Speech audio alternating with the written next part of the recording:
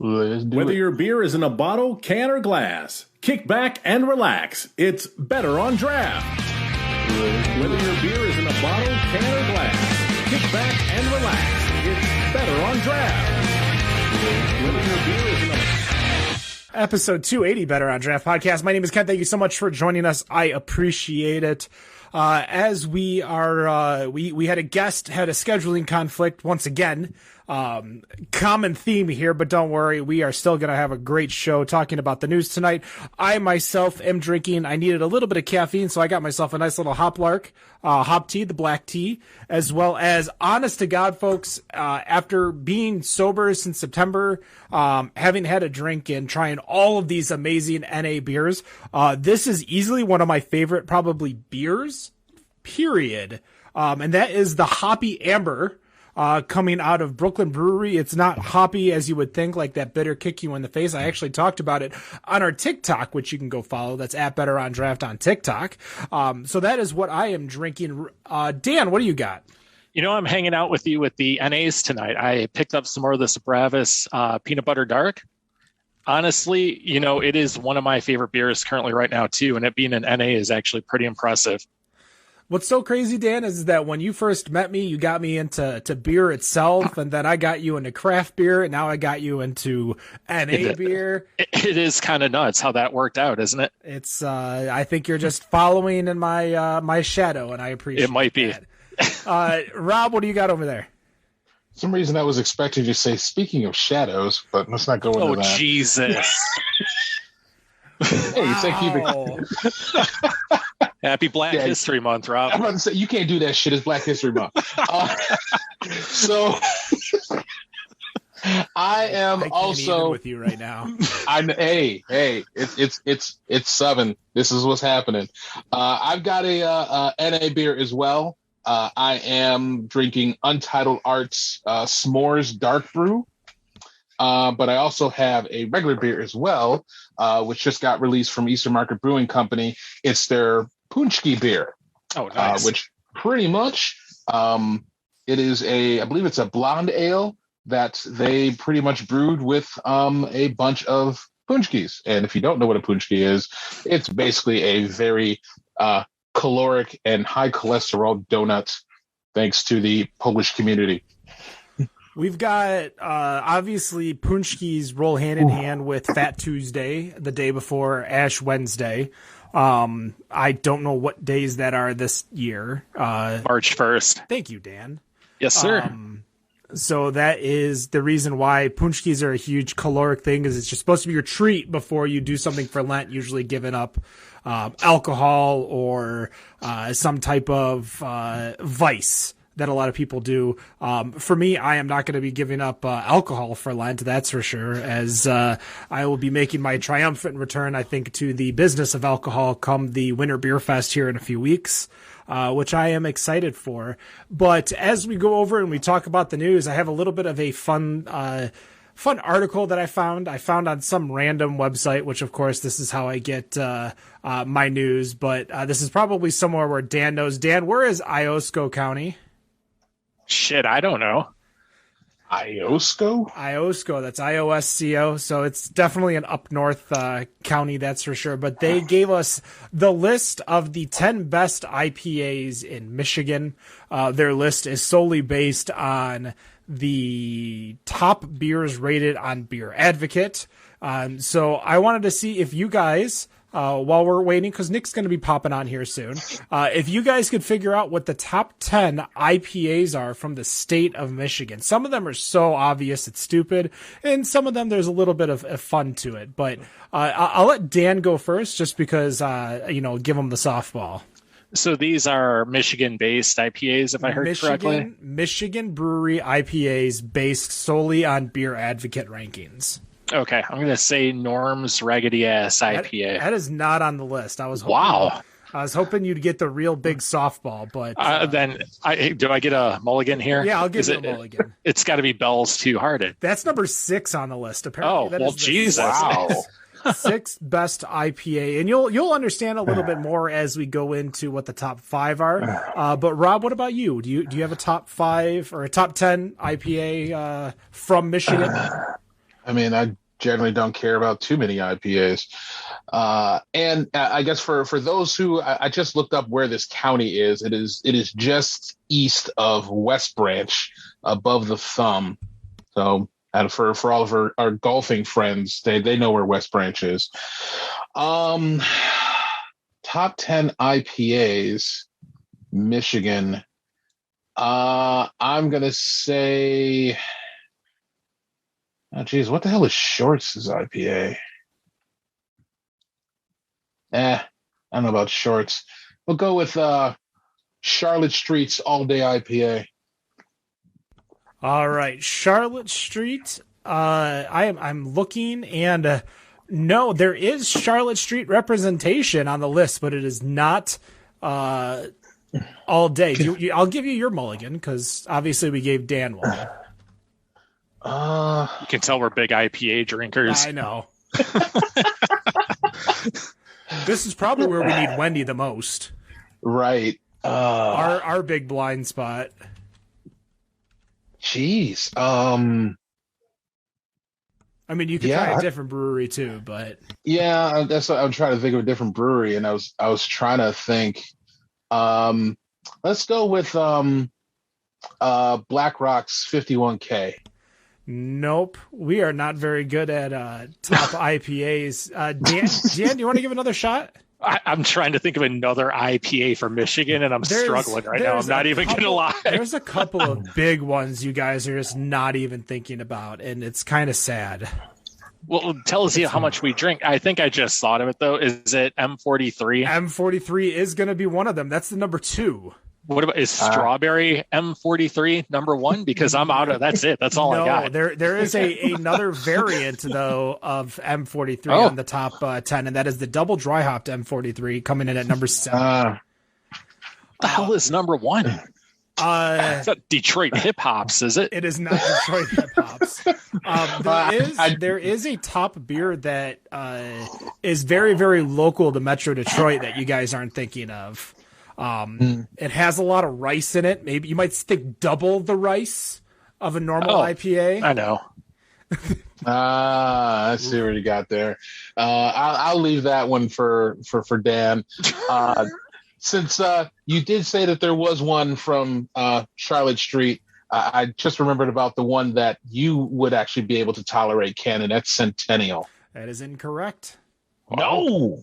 Wow. All right. So the one from Charlotte Street you guys are missing is Harvest Ale. Oh, okay. Sure. That is the top, one of the top IPAs according to Beer Advocate. Okay. In Iosco County, is that what these are based on? I mean, the Iosco County it's just whatever their news herald, their website. It's a clickbait article. Let's be honest. So there's a few that you guys are really overlooking, and that is the Juice is Loose and Obligatory from Transient. Is Bell's Hop Slam on there? That is number 1, as well as Hop Grand Slam, which is number Grand 10. Slam? Yeah, I didn't know there was a Grand Slam. That might be a new beer. But there is one more from Old Nation that rounds out the top 10, and that is going to be number 4, which is their Boss Tweed. There's one I haven't had in a while. Yeah, so that is the top 10 IPAs according to Beer Advocate. I don't know how many people still use Beer Advocate, especially with Untapped, but to be honest, I was doing some stuff for my job earlier today, and we were talking about Untapped digital signage, and I saw that Untapped's usage is down from 3.2 million users to roughly 750,000 is what's currently using the app. Wow. Damn. Jesus. I think a lot of people have just kind of gotten a little bit tired. Tired of rating their quarter stars. I mean, is it that they got tired? Is it that they got tired, or is it kind of like what I'm seeing with these articles lately, where a lot of drinkers are moving more towards wine and spirits and starting to just either go away from beer or just not mess with beer altogether? I think people are still drinking beer in like the same amount, but also there's, the RTDs and the seltzers are still out there. You can still check in seltzers into the Untapped app.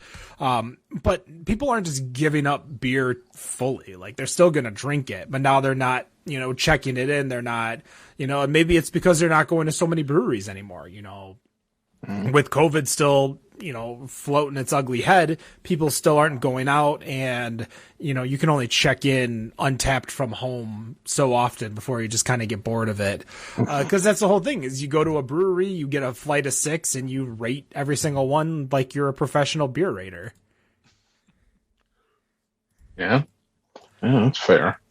I couldn't even tell you what, like, we use Untapped, which you can follow us if you're using Untapped, Bod Podcast. But I have not personally used Untapped in 4 years now myself.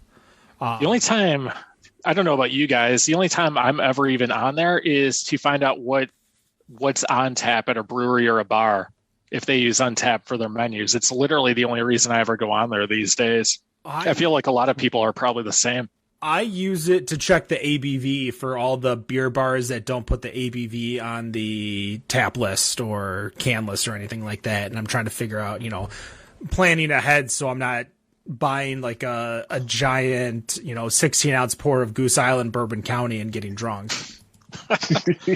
Buying it at like 12:30 in the morning after having like pitchers of beer before it. Well, yeah, that's the thing is that there's a lot of those places that just don't have the ABV set up, and you're trying to figure out what the hell you're drinking, and you don't want to you don't want a stout and then accidentally realize that it's a double barrel aged, imperial Russian stout that's way too heavy for you, and they don't give you a tulip, they give you a pint glass or a tall boy, and you're like, what the fuck? And you have to drink it because you're not going to let it go to waste like that. You're not going to let it go to waste, exactly. There was another article, though. It kind of got spawned from a website called Stacker, everyone's favorite website, stacker.com, which gave you the highest rated beer in Michigan. And I'll give you a hint. None of them are IPAs. Wow. And we got a Nick here. Nick, what are you drinking over there? As I'm trying to figure out why everything takes so long, on this computer. I am drinking a Boulevard Brewing Dark Truth Imperial Stout. Nice. Very, very good. So we're going over what the highest rated beers, according to Beer Advocate. This is current. 5 of them are from Charlotte Street. I figured. I was already thinking. I already had 2 in my head. Rob's favorite brewery. There is one you will not get. I can almost put money on that. But do you want to go over and try to get rid of them real quick from this list? So KBS and CBS. That's 1 and 2, 2 and 1 respectively. You said 5 of the top 100 are from them? 5 of the top 10. 5 of the top 10. Holy yeah. According to this random website that I found, because that's how the internet works. If without the internet, it's true. It's true. Yeah. Jeez, and it'd have to be. It's got to be Backwoods Bastard is on there. Not on the list. Wow. Oh, okay. Yeah, my knowledge of their beers now are just so gone lately. You're thinking a little too hard. The only ones, well, I mean... Can I take a stab at one? Just because? Centennial. Go for it, Nick. Go for it. Breakfast Stout? Breakfast Stout's number 6. Breakfast Stout. Oh, okay. I wouldn't think Devil Dancer's on there, or Double Trouble. So to round it out, because you guys won't get it, which is fine. KBS... give me a second. It's KBS Maple Mackinac Fudge. It's one of the random... that they a random variant. Yeah. That shouldn't count. And then they just apparently re-released a beer from over a decade ago called Black Biscuit, which is an old ale that has a 4.5 out of 5 on the Beer Advocates. So those are the 5. I'm not going to go there. I'm not going to go there. So there's a couple more. Let's see here. Wait a minute. How the fuck they know the color of that biscuit? I actually kind of want to try that. I wonder if it's good. It's an old ale. I mean, it's right up your alley, that's for sure. Yeah, it's a maple syrup bourbon barrel aged black ale brewed with biscuit and chocolate malt. So we've got on the rest of the list has number 3 is an old ale, number 4 is an American Imperial Stout, number 5 is a Russian Imperial Stout, number 8 is an Imperial Porter, and number 9 is an Imperial American Stout. Jeez, this looks like the list of some of our first episodes on Better on Draft. The percentages I'm reading. Pretty much. Jeez. All right, do you guys want to take a stab at any of them before I start? So now, outside of Founders, we've got 5 others. Yep. Stouts and more stouts. Another one super local. Metro Detroit. Super local, Metro Detroit. It's not the 3rd or the 5th dementia. It's 4th dementia from Coonan. Yep. And then, when you're in trouble, but you don't want to get yourself even in more trouble, you may acknowledge this amendment. Plead the 5th. Second? Damn. I don't want to get any more trouble, so I'm going to plead the Second Amendment. And when there is, how you say, when there's a certain type of rules of war, you might say there aren't rules of war. No rules. No rules. There are no rules. Yep. And then the last 2 are both from Transient, which is probably going to be, not Junie. Damn it! What's the hell? I know it too because it's a damn good beer. I can't get it. It's Canuckley and Kentucky. Canuckley, yeah. Kentucky, I like that one more than Canuckley. They throw, I don't know, it's like the weird Canada maple syrup just doesn't work that great for me on that one. Ken, did you have a hand in making those based on the names? No, I did not. But just as Stacker has the highest rated, I'm laughing because on this list, the number 27 brewery is closed for good, and this was written in January 2022, so you could tell they don't pay attention too much. What is it? It's Great Legs out of Holland, Michigan. Nice. Holland. So let's go and see if we can find what the top 10 breweries are. Oh, you would never get that one. Oh my God. This also like by Beer Advocate or? According to, I think, Tripadvisor. Oh, goodness. Is that so? Hold. Is AAA doing all this now? This is the highest rated breweries in Michigan according to Tripadvisor. Oh, Automobile Association of America is doing this stuff now. This is quite a list, to say the least. Folks, if you're listening and you're one of these organizations and you would like to reach out to us to help you make your list, we would have no issues helping you. There is absolutely no way your guys are going to get this, so I'm just going to read it off and we can kind of talk about it as it goes through. But number 1 is Mackinac Trail Winery and Brewery, the top rated brewery according to TripAdvisor. Beautiful place, by the way. So if you're rating it solely on the, beauty, you're on a farm, it's nice. It's a great place to go check out. Number 2, I'll allow it, which is Hop Lot out of Sutton's Bay.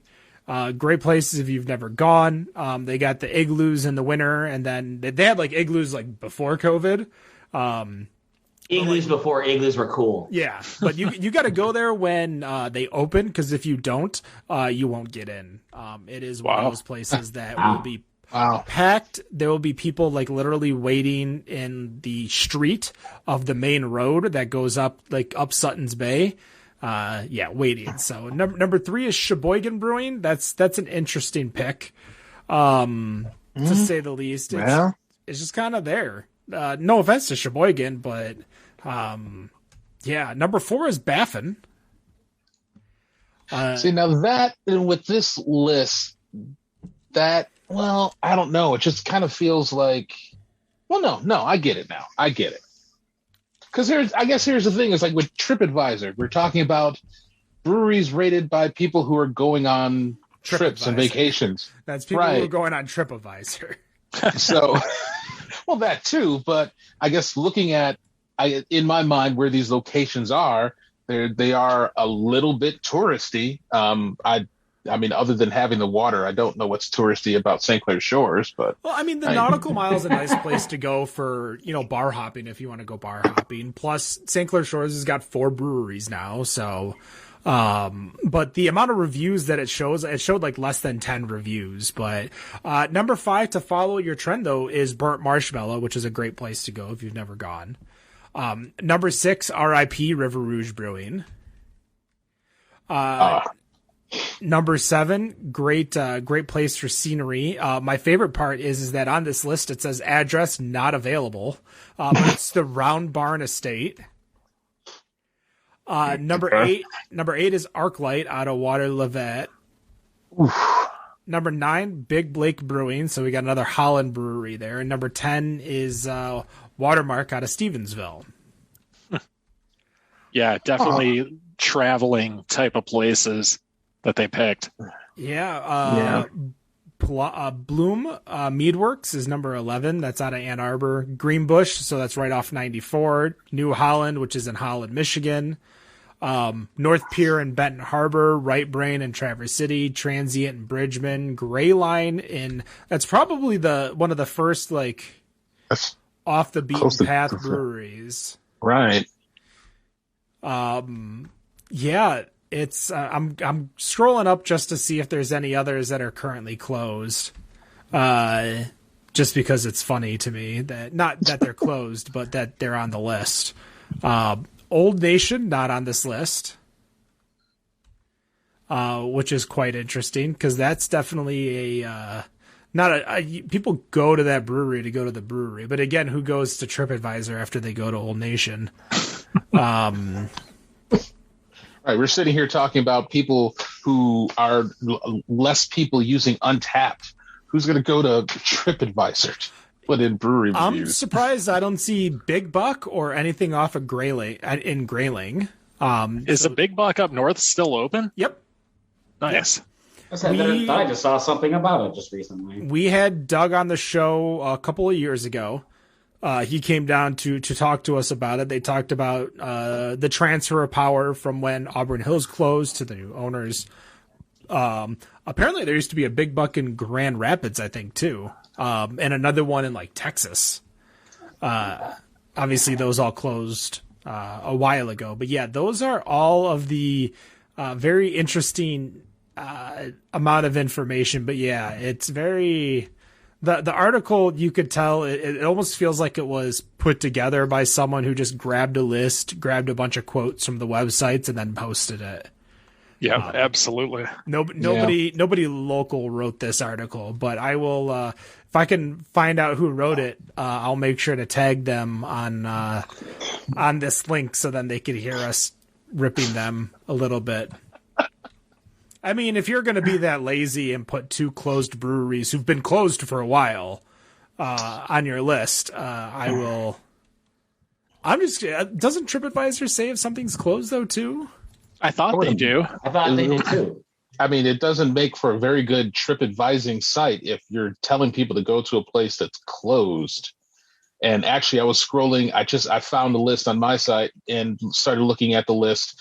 I'm not sure if it's the same list that you have, Ken, but sitting at number 41 is Glass House, which has been closed for years. My list was actually posted sometime in the middle of January of this year, so it's off of the website stacker.com. But yeah, that's why I didn't post it in our shared group article today, is because I wanted to kind of get you guys to react to it, but that's what I wanted to talk about today. Let's go to Rob. Rob, what's your article? All right. Article I ran into, there was actually a couple sources, but I was going off of Bloomberg on this one. And there was a new report that has come out from the U.S. Treasury Department concerning the beer industry. And as we've had this explosion of small brewers in recent decades, the report, which basically is a 63-page report that came out on beer, wine, and the spirits industry, essentially had this little blurb in there to say, in that two major industry trends marked the last several decades. The first is significant growth in the number of small and craft producers of beer, wine, and spirits, and that there are now over 6,400 operating breweries in the United States, up from the low of 89 in the late 1970s. However, the second trend is one of consolidation, particularly at the distribution and or retail levels up for beer, wine, and spirits, and that the production level and at the production level for beer. In many states, there has been significant consolidation and distribution. Additionally, two brewers have dominated the U.S. market since 2008, and today account for an estimated 65% of the beer market nationwide as measured by revenue. I'm pretty sure you can guess who those two brewers are. Anyone? Or are you waiting for us to guess? Well, I already know the answer because you stole my article, Rob. So oh, geez. So as soon as I saw it, I'm like, you son of a bitch. So those two brewers are Anheuser-Busch InBev and Molson Coors. But considering what we've seen in the beer industry over the last half decade plus, it's not really anything that we don't know. But the report also made a number of recommendations, including asking the Department of Justice and Federal Trade Commission to spend more time looking into horizontal and vertical mergers, arrangements, and acquisitions, especially craft acquisitions by major brewers and those which exclude small firms or new entrants. The Treasury also suggested that both its own alcohol and tobacco tax and trade bureau and individual states reassess regulations that may be placing burdens on smaller producers. Now, I kind of see this as like the reference I have in my head for those who have ever seen Full Metal Jacket. There's a scene where the character played by Matthew Modine, Joker, is out in the field. He has a peace sign button on him or on his helmet, and he's wearing something that says "Born to Kill." And the sergeant is like really pissed off at him because there's like, you're wearing a "Born to Kill," but you have a peace sign. What does that mean? It to him, it meant the duality of man, which made no damn sense to the commanding officer. With this, I kind of feel like there's this kind of duality that's going on where, you know, for a lot of the smaller brewers, they want to make beer and in some cases get to a point where they can take care of their families and take care of their employees. And if there's a buyout that's attractive enough, that hell, why not take it? But then we've got the government now coming in and essentially looking like they're getting ready to start looking at these acquisitions and might start looking at these mergers and buyouts and may start pulling what happens with, you know, the bigger corporations where they may block those acquisitions and purchases that actually happen. So, you know, part of it's like, I want the small guy to make the money, but then I don't want the big guy to take over everything that the small guy did. I don't know where I should go with that. And should we just let everything happen as it is? Do we have to have any regulations in this area change? What would you want to see done? I'm gonna go with Dan on that one first. So I guess it depends on who they were buying. I mean, do we care if they're buying some local brewery that doesn't do that much overall? Is that really where we need the government to step in? I guess if it's going to like consolidate it more, like if there was something, I can't remember, it was a couple of years ago. Didn't something happen between AB InBev and someone else where the government had to step in and make them like move to Canada or sell a share, something like that? I wish I could remember now. They purchased something, didn't they? Yeah, there's a lot to it, but it's basically the whole AB InBev, Molson Coors. It's literally when we started the show. Like, it's been 6.5 years, and there's a lot of rules and regulations as to who brews what, where, and when. Because in like AB InBev technically owns like Corona, but in the US it's owned by Constellation. Same with Labatt, I believe. I'm rattling this off the top of my head. I could be wrong. If I'm wrong, I do apologize. That sounds very familiar. But it's, same with Modelo. Modelo should be owned by AB InBev, but instead it's owned by, in the US it's owned by Constellation, and in the world, AB InBev and Molson Coors are the same organization, but in the U.S., Miller Coors is separate, whereas in Canada, Molson Coors, like, it's a lot. I think it was a lot of like bending over backwards though. Like, people were just, they were doing whatever they could just to make sure that they could do what they wanted to consolidate. Yeah. But yeah, if it's something like that, it makes sense to have the government come in. If I want to sell my brewery to Molson Coors or AB InBev, I mean, I don't think that really has anything to do with the government at that point. That's too small of a issue to where I think they're going to want to step in and do anything. Now, the Brewers Association did come out with a statement which they are applauding the report and looking forward to working with the Treasury Department, Department of Justice, and trying to help in I guess strengthening some of the outdated laws. Of course, the other side of it being there was a statement from the Beer Institute, which they basically said that this is rubbish and there's nothing wrong, kind of a nothing to see here, and everything's good. Like I said, I don't know, excuse me, what kind of changes what other else things that can be made or done that it's kind of like what Dan said. It's just like, if I want to sell my brewery, I shouldn't have to worry about the government getting in the way because this big beer company has bigger market share that is going to block the sale of my business. It's my business. Obviously, there needs to be protection for a lot of the breweries, but I still think that we need to look at what the potential can be, because all these breweries, their goal, a lot of them is to sell out. Their goal is to make a product so good that they can, Budweiser comes in with money and goes. Now, Budweiser, there's a huge difference between Budweiser buying Molson Coors and Budweiser buying, say, North Center Brewing over in Northville, Michigan. Like, those are two really different. When you're talking a fraction of a percentage of the industry versus, like, Miller Lite, I think at one point sells, for every 6 cans of Miller Lite, 1 can of craft beer is sold. Like, that's the production levels between the two industries, like Miller Lite versus craft beer.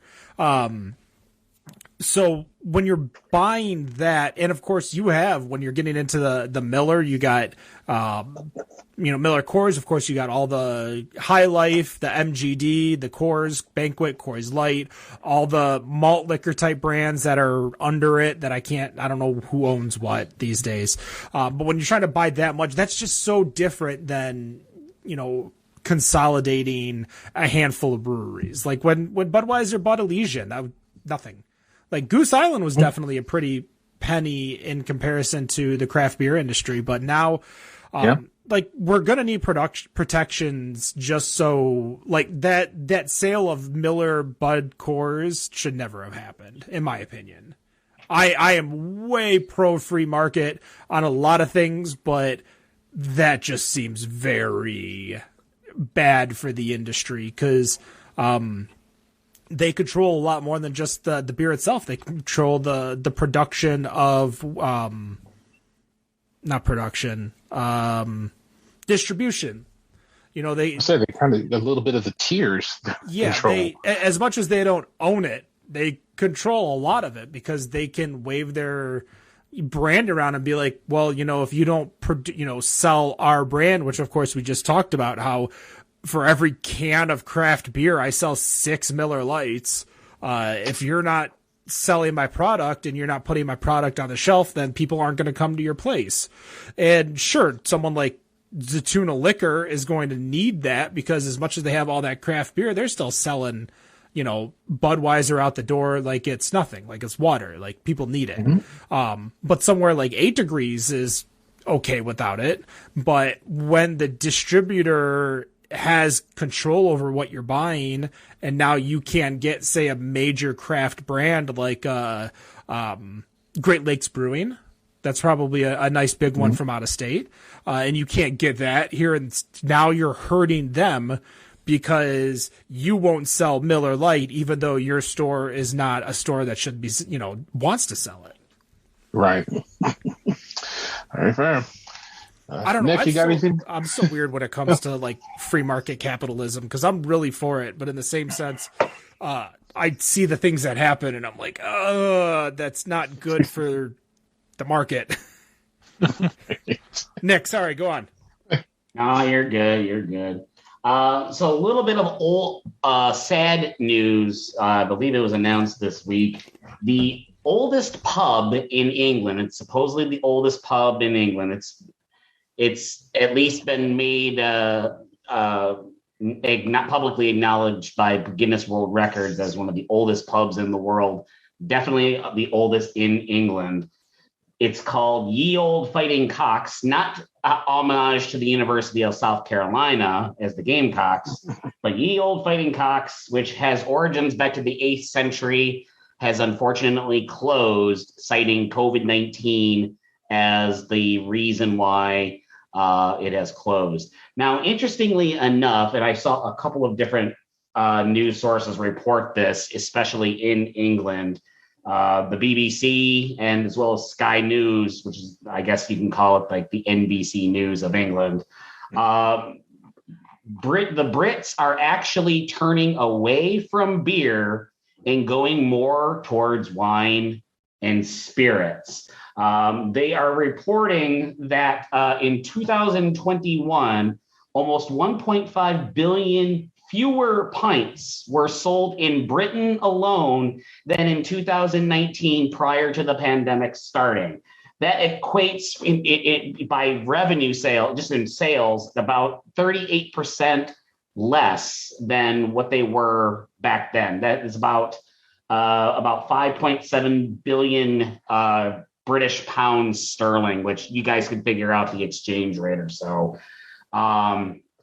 As if it wasn't going down enough, it was down in 2020 at the start of the pandemic. Now that we're starting to see this in other countries where beer is basically came from before it came here to the United States, like the older countries of Europe, is it now safe to say that COVID has definitely put its stamp on some of these businesses as much as it has over the last 2 years? Another thing that's actually worth noting, though, and maybe on a positive spin, we're now starting to see brewery or bars, pubs in England starting to emerge from COVID, and now are announcing reopening dates. So it's kind of like two-folded almost. Are we starting to see people, trying to play it safe and close their businesses temporarily and then now starting to come back? Or is it safe to say that COVID's finally put a number of these older businesses, and can we expect more of that as we start seeing COVID start dwindling down from this most recent surge? How many fewer pints in the country are being sold? According to Sky News, they said 1.5 billion fewer.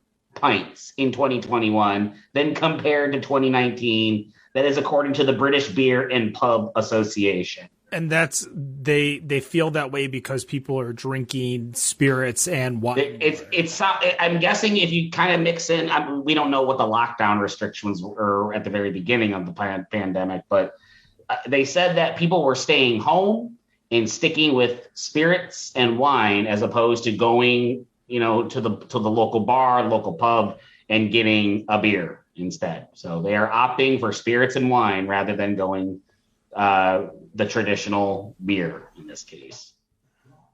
I'm curious if it's just a cultural shift, like COVID may have not created, but changed the culture of drinking in the country. Like if people are going to these bars, because I'm seeing some of the photos on the marketwatch.com site, people are able to get out. And again, 2021 is not 2020. In 2021, we were still having outdoor seating in January in Michigan. So it's probably hard to try to compare the 2 years, but 1.5 billion pints, that's a lot of pints. It's a lot of beer. Small. Although it might be a small country, they definitely have quite a few. I'm not sure what the population is of just England alone, but if you think about the entire United Kingdom, if you think about all those, the islands basically surrounding England, I'm sure that could add up quite extensively. And I guess we do know that the Brits do love their beer, and dare I say soccer hooligans on this show? I don't know. Yeah, because this is because you're one. Hey, I haven't been to a soccer match in ever since I moved to Shelby Township. I have not been to a soccer match in quite some time. So even though you guys can't see it, I am part owner of the Detroit City Football Club. Just saying, Yeah, I do own one share of the team. So. There it is, the one share. Do you go down there and boss them around, tell them what to do? No, they do have virtual owners meetings though. So and apparently if we ever do have to vote on something, I do get a vote. So nice. I just vote by proxy. That's all I do. It could just be a mixture of a cultural change. People are staying home. That's a lot of pints versus just having the closures due to COVID. I think it's too early to really tell the difference, but in the same sense, this is obviously, if you've got a bar that's been open since the 8th century and nobody's coming in to save it, it probably has gone through about 13 damn pandemics, including I was gonna COVID. say, survives the Black Plague, but can't survive COVID. Yeah. Right. There's a lot of, it's like you said, there's a lot of factors in play. There's COVID, there's Brexit, there's, back in, I think it was October or November, when I had the article about the trucker shortage that was out there, and that there were places that were kind of shutting down because they couldn't get beer.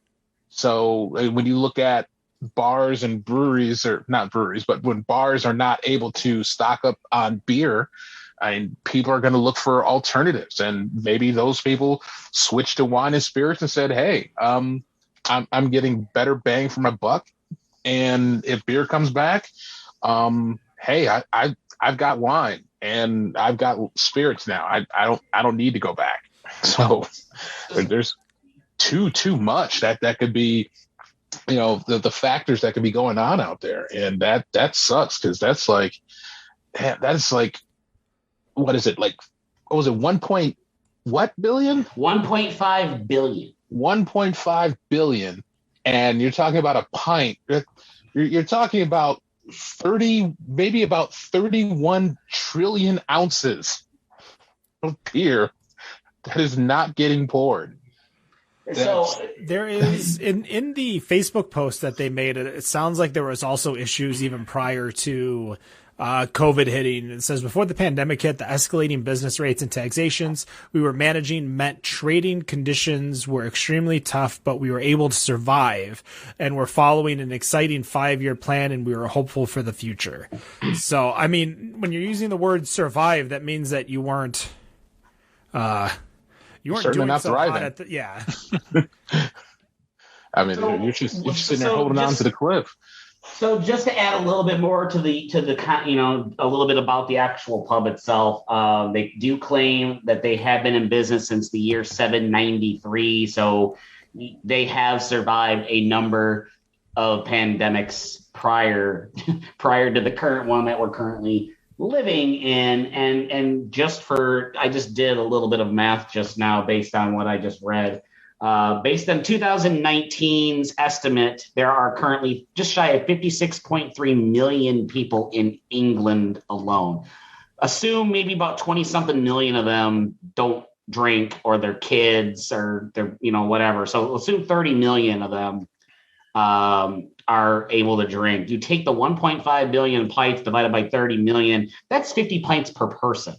Yeah, it's basically pretty big. a pint a week almost. That's to add that into some kind of context a little bit. And then from a revenue standpoint, if you take, I think it's GBP to USD here, as I'm doing a little bit of math. For £1 sterling, it's equal to $1.36 in American dollars. Come down a lot. It's kind of surprising. Yeah, it has. If I do this right here, if I get the right number of zeros, that's 5 million. That's that's a huge number. I'm not even gonna try it.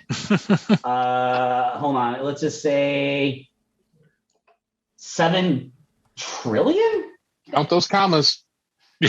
Well, the currency converter on Google does not add commas, unfortunately. But let's just say that it's a lot of freaking money that's being lost out here. But yeah, the British pound is definitely not worth what it used to be anymore. That's for a different podcast, though. We're seeing a lot of these bars here in the US, and people are struggling, but there's also a huge difference in how the bars in the US work versus how they work in other countries, because there are things that we do here that they just don't do elsewhere. Where you can go and work at a restaurant in other countries and you'll be fine as a normal person. But here, a restaurant's almost considered a second job or a third job that people take on. So yeah, the whole culture is different. But Dan, what's your article? So I had a great article chosen until Nick decided to steal my thunder. It was the exact same article about the revenue lost in England in 2021. So it was a great conversation. I'm sorry, Daniel. No, it's all good. You handled it better than I would. I'm glad the math guy actually jumped on it, because you put it into a lot better perspective than I would have been able to. Well, I think that's. I think that's some. My God, my shirt. If you guys are watching this, that's my son's fault. He spilled a bunch of applesauce on me before. Oh, that's not throw up. No, it's not throw up. No. Oh, he's beyond that. You know what? Believe it or not, Dan, he does not throw up. We were very lucky. Yeah, for sure. But I think the number. I mean, we talk about the number of businesses being lost. I just saw another number in here as I was kind of going through this, prepping for today. 110,000 restaurants and bars and pubs in the United States alone, either temporarily or permanently closed. I mean, we talk about the people. I mean, we talk about the people. I mean, just by talking about just sheer numbers, taking not to say not to do it, but to take the human part of it out of it and just stick with sheer numbers. That's a lot over the course of 2 years, and I'm not sure if we're quite out of the woods just yet, but. I don't know. Hopefully this is a slowdown that will be, sustained for a long time, if not forever. But I don't know. Gonna have to wait and see, because it really could still get ugly, I guess. Yeah, I don't know. I said half the breweries in Michigan were going to be gone by the end of this, and so far they are proving me wrong, which I am okay with. But yeah, a lot of them are sticking it out. It's kind of surprising. So that's a good thing, though. Yeah, I think we did talk about earlier in this pandemic. I think when we first started doing remote shows and not doing it from a studio, that I feel like breweries, and especially the craft breweries across the country, are probably some of the most craftiest and some of the most innovative business owners out there. I could be totally wrong and off base, but they're definitely innovative and trying to figure out ways to keep bodies in the bar or come to their business. It's certainly, and we talked about it on the show countless times, it certainly has opened up new opportunities of special business districts for outdoor drinking and open carry and things like that. And I really isn't Michigan already an open carry state? I kind of hopefully it's not the other one. That's not that open kind of carry. Open container. Open end. There we go. We won't talk about that other one. But being able to you can open carry while you're open intox. No. Oh God, it's not a thing. Horrible idea. I think that's illegal. Oh man, that's why you conceal carry while you're doing that. Conceal carry and open in time. Oh yeah. Yeah. There you go. Hey, it works. But anyway, I mean, the breweries have definitely done their best to tough it out, and I think a lot of them have succeeded, if not all of them have succeeded. Out of curiosity, have we netted a positive number of breweries? Because I feel like we've probably seen more breweries open than we've seen breweries close just in Michigan alone. You're on mute, Ken. Yeah, we're above 400 for the first time this year. I think we're at 402 all inclusive, so that includes satellites. But we're definitely at a net positive. We are very slow growth. But the breweries that have closed that I've seen off the top of my head, we lost River Rouge, we gain Unexpected. We lose Great Lakes, we gain Loaded Dice, Arctic Circle. There's that Ogma just opened up. How about Loaded Dice opening literally almost? I feel like it was almost at the worst possible time because we had them on the show. We had them on the show in studio. And then next thing you know, bam, lockdown. There was another brewery, and I can't think of the name of it. I believe it was in Battle Creek, but they were planning opening 2 weeks into the pandemic. And wound up having to try to growler give away all their beer because the beer is beer. Jeez. It goes bad. It does, it has a shelf life. And, we weren't planning on getting back into even so, we weren't planning on getting back into the restaurants right away. So I remember that, and I remember seeing that oh my God, these poor, because they were brewing beer in preparation for opening. Yep. But breweries are still opening. If you go to mibeermap.com, you can find all the breweries, all 400 something breweries in there. And we're still going to net a positive. I don't know how it is in other states though. I think we're going to when I get the next new brewer, from Brewers Association, which is their quarterly, or I think it's every 3 months or every 2 months, magazine. I'll see what the positives and negatives are, because they do a lot of stats. Like when we had Bart Watson on from the Brewers Association, talking about all those stats, and we were talking about openings and closings.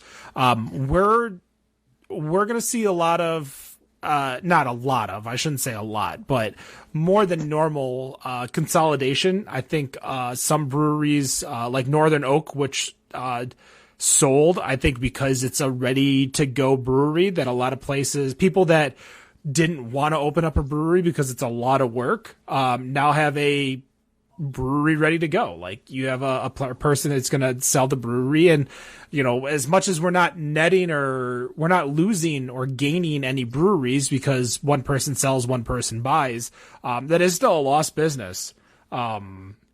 So it's something to think about. As much as, sure, we're not losing more businesses than we're gaining, we're still losing a decent amount of breweries for one reason or another. So this is your point. If you celebrated Dry January, I hope you bought gift cards. The best thing you could do for a brewery right now, and I've said this so many times on this show, buy fucking gift cards, dude. If you want to, and that's a gamble too. Because if you think that place might go out of business and that you have that gift card, that might be worth nothing. But if you want to go and you want to support a brewery or something like that, you buy a Mug Club membership, you buy swag, you buy gift cards. There are so many ways to buy and support a brewery, especially if you're not drinking. If you're, if you give up booze for Lent, take some of that money that you're saving and just put it aside and go buy gift cards, go buy swag, go buy stickers, go buy beer for when does it end? Easter Sunday. Wait, does Lent technically end on Sunday or Monday, Dan? Oh, you're asking me? Shit, I don't know. I mean, Jesus, when he gets nailed to the cross, I don't know. I don't know how that works. I thought you had a little bit more theology knowledge than I did. I grew up Catholic and I don't remember. Shit, so did I, and I don't know. Lent ends on Thursday, April 14th. So, okay. And then he gets nailed to the cross, and you can start eating meat on Fridays or whatever the rule is. Well, you're pescatarian while on Fridays, right? Because you'll go to hell apparently if you eat hamburger on a Friday during that time. Unlimited fish and chips. That was my favorite part about growing up during Lent. Getting the fish and chips, unlimited fish and chips. Yeah, and you get beer battered, fish when you're 8 years old, and you think you're the hottest shit in the world. Right? You do. Hell yeah, that and going to Arthur Treacher's. Arthur Treacher's. What year is it? What year is this? 1996. We used to go to this place, and what's so funny too is that I never really understand. When you grow up, you understand a lot more of what your parents said. Like the one thing, every time something stupid happens in this house, and I have to text my dad and say I'm sorry, I was an asshole about it as a kid. Like bagging clippings on your lawn. Like I'm like, God damn it! Like I hated doing it as a kid, and now as an adult, I'm like, I have to do it. But I never took care of collectibles when I was growing up. So like I had sports cards, I had Magic cards, and I just never cared for them. And some of my dad would be like, you don't care for them, I'm not going to buy them for you. And so we used to go, the reason I'm telling this story is that there is this card shop that was right next to the fish and chips place we would go. And I would always be like, I want to go. And my dad would never buy me. And now as I'm older and I've got things like a guitar in my basement that I've never touched, like, I'm like, God damn it. Like my parents were smarter than me and I didn't like it. That's the moral of this damn story. Most kids don't.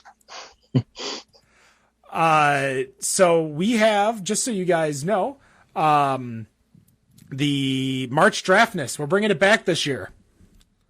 We have 63 out of 64 breweries signed up, which means that we're going to be announcing all of them I was hoping by the end of this show.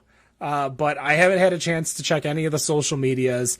But we are excited. We got a lot of those new breweries, those breweries that didn't exist in 2020. Arctic Circle is going to be in it. Ogma, Loaded Dice. So excited to have them on. Remember the winning brewery? We buy a keg and we just give it away. Remember, we buy it though. We buy it. Mm-hmm. It's not free. It's free for you because you're one of our new 147 friends. But we buy that keg and we give it away to you guys. We got a lot of guests coming up here soon. As long as nobody cancels on us. Sad. But we got some of the bigger names that are coming on. We got our Michigan series, which of course is near and dear to us. We got Beer to Mac and Harmony Brewing and the Ferndale Project coming on soon. Nationally, we have Exhibit A, which is out of Massachusetts, Great Lakes Brewing, and Live Oak coming up in the next couple weeks. We're going to be talking to the American Homebrewers Association president, Julia Hers. Talking to World Expo of Beer as we're coming up to that festival here in May. So yeah, a lot of great episodes. Go check out our previous episodes of Better on Draft.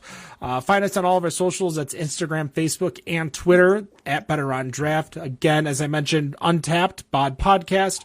You can listen to us live. If you're listening to us to the podcast, you can listen to us live. You can also join us in the chats. We were talking on Twitch today. We had someone in our Twitch that was chatting with us. We appreciate it. So thank you so much for joining us. We appreciate it. We will see you next week. 7 p.m. That is the 18th with Beer to Mac. And no matter what you think of your beer, we think it's Better on Draft. Have a good night. Peace.